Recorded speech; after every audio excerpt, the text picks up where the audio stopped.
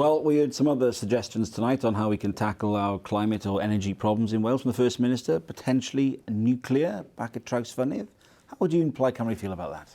Well, you know that Plaid Cymru has always had differing views around nuclear. I can understand the arguments about job creation, as it has done for years in Traws-Fynydd and Wylfa in Ynys Môn. But I personally have always been an opponent of nuclear energy and nuclear power and nuclear weapons. And I was part of CND protests back in the day. So it's not something I personally support, but I know there's different opinions within Plaid Cymru around this. And what's the opinion of the Conservative Party, Janet? Well, we have, of course, Traws-Fynydd, and we have Wylfa, and as a North Wales member, of course, the job prospects that could come there as well. But I actually believe that we need a cocktail. You know, we need renewables, we need marine tidal power, we need small hydropower schemes.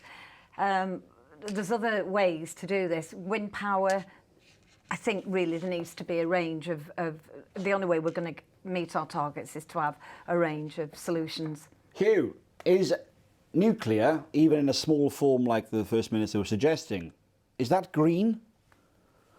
It can be green. It can be, and it can form part of the baseload energy. Most energy economists will tell you that whilst renewables are definitely the future, and we're building and we're doing so well in Wales at the moment, we've got to do more.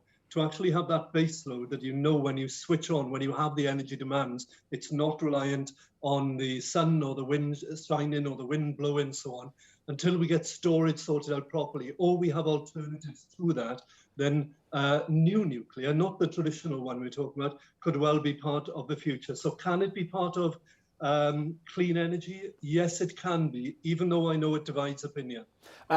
Turning to more energy-related matters, touching on climate, we heard today about the gas crisis that is facing the country.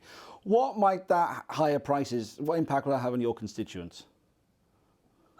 Huge. When you add that to the 3.2% inflation we're currently seeing, and you add it to some of the things for the lower income families that we're seeing, like the universal credit loss at the moment, they're going to have a tough autumn and a tough winter because the bills could be going up substantially. Now, I know there's been reassurances given to people that they'll be transferred under the regulations to other providers if a company goes bust.